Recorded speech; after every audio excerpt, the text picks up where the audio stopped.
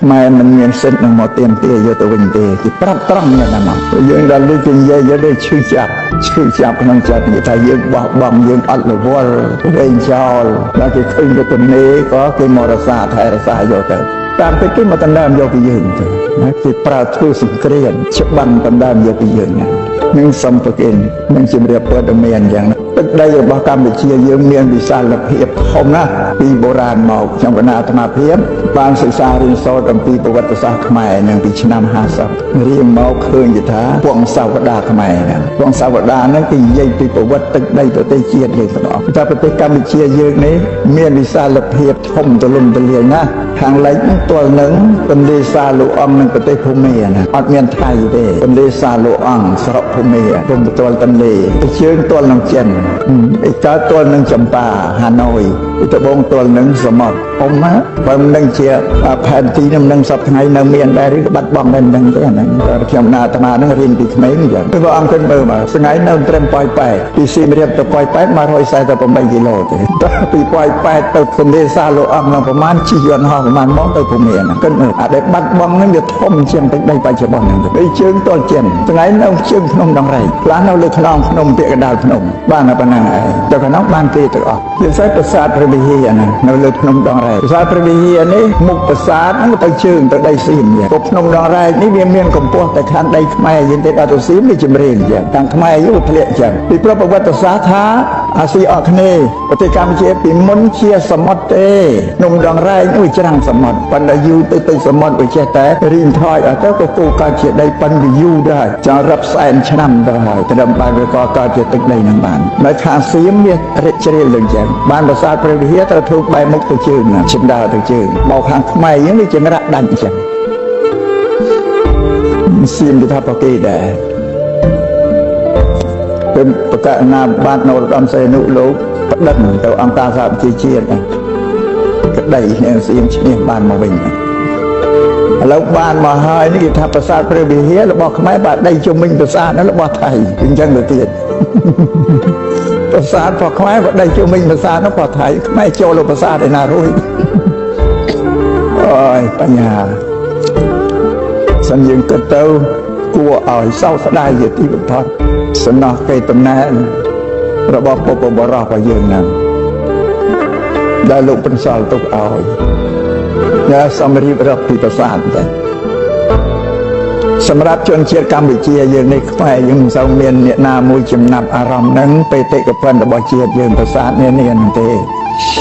តែសម្រាប់ពួកបរទេសដូចជាពួកអឺរ៉ុបពួកអាមេរិកជាដើមគេចំណាប់អារម្មណ៍ណាគេសុខចិត្តចំណាយប្រាក់រាប់ពាន់ដុល្លារធ្វើដំណើរឆ្លងទ្វីបតាមអាកាសហ្នឹងមកកាន់ទឹកដីកម្ពុជាយើងដោយវាល្បីថានៅប្រទេសកម្ពុជានឹងមានប្រាសាទដែលសាងឡើងពីថ្មនឹងអស្ចារ្យណាស់គេផ្សាយឃើញតាមរូបភាពរូបស្រីអីទស្សនាវដ្តីទៅគេឃើញជាចង់ឃើញចង់ដឹងព្រោះគេដឹងថាអាយុប្រាសាទហ្នឹងវាជាង 1000 ឆ្នាំមកហើយដូចតែជាង 1000 ឆ្នាំមុននោះនៅទ្វីបគេហ្នឹងគេមិនទាន់ធ្វើអីទៅអត់ទេខ្មែរយើងជាង 1000 ឆ្នាំមុនយើងធ្វើប្រាសាទថ្មកើតគេគិតចំណាប់អារម្មណ៍ចឹងគេនាំគ្នាមកមើលគេឃើញតាមតែរូបភាពរូបថតទស្សនាវដ្តីកសែតទៅគេស្មាននឹងអង្គរវត្តនៅតូចស្មាននៅប្រាសាទនឹងតូចដល់គេធ្វើមកគេមកដល់កំណើតដល់ឃើញរូបភាពតាមកិនទៅដល់នោះប្រសិនមិត្តអង្គរកិនគេក៏លេចទៅឃើញគេស្រេចផ្លឹកបាត់ផ្លឹកកពួកបរទេសណា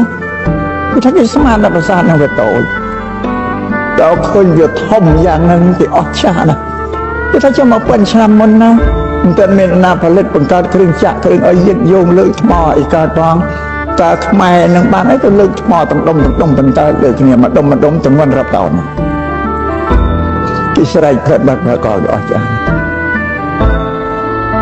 ប្រាសាទដែលគេទៅមកឃើញតែខ្មែរយើងអត់សូវបានចំណាប់ចាប់អារម្មណ៍តែជួនកាលអ្នកស្រុកនៅក្បែរអង្គរវត្តហ្នឹងកើតពីក្មេងទៅចាស់មិនដែលចូលទៅក្នុងបរិវេណអង្គរនោះផង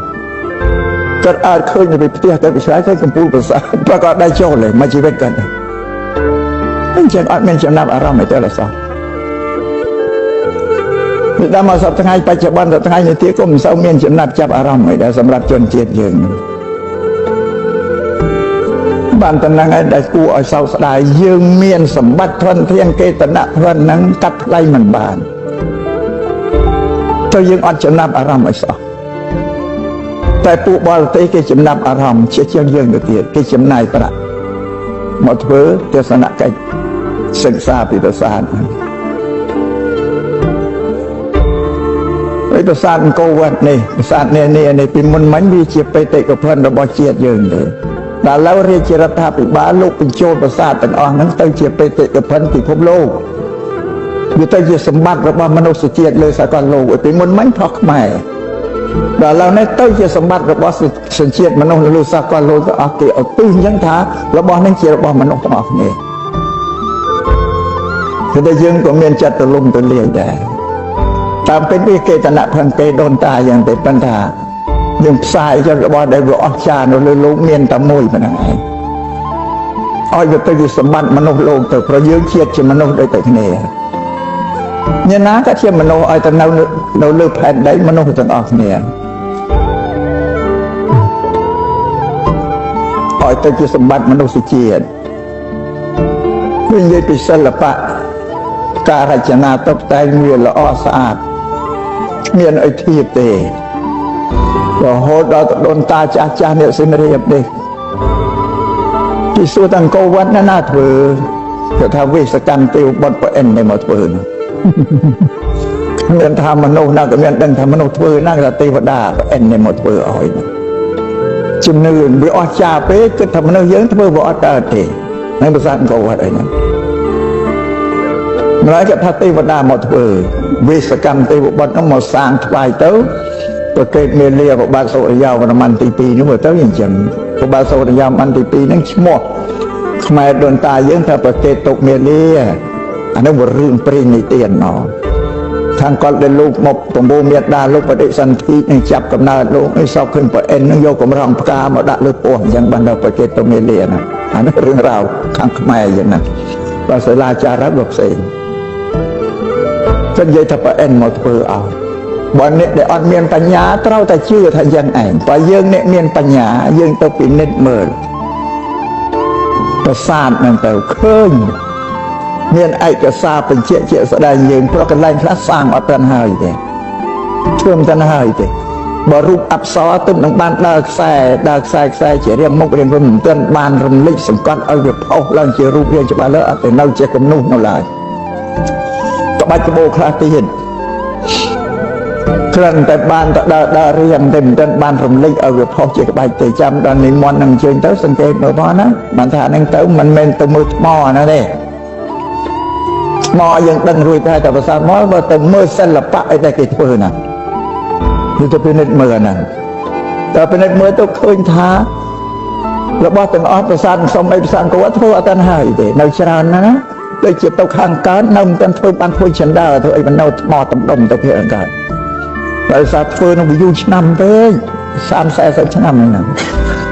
យូរពេកទៅកើតសង្គ្រាមកើតចម្បាំងហើយទៅក៏រវល់ធ្វើយ៉ាងចម្បាំងក៏បោះបង់អាហ្នឹងចោលហើយអានេះខ្ញុំណាអាត្មានឹងសុំប្រជែងព័ត៌មានអញ្ចឹងដល់ទៅមើលទៅឃើញថាហ្នឹងមិនមែនប្រអិនធ្វើទេបើទេវតាប្រអិនមកធ្វើលោកធ្វើដោយរិទ្ធមិនមែនធ្វើដោយកម្លាំងទេធម្មតារបស់អ្វីធ្វើដោយរិទ្ធគឺការជប់ការនិមិត្តគឺតែធ្វើហើយវាស្រេចហើយវាអត់មានតាណាតអីសោះទេចឹងដល់នេះឃើញកន្លែងដែលធ្វើមិនទាន់ហើយច្រើនបានថានឹងមនុស្សទៅធ្វើណាបញ្ជាក់ប្រាប់តែអញ្ចឹងបើដូនតាពីដើមហ្នឹងគាត់ថាប្រអិនទេមកធ្វើនៅឃើញវាល្អពេកទៅពុះវិស័យថាមនុស្សធ្វើកើតហើយព្រះអង្គទៅ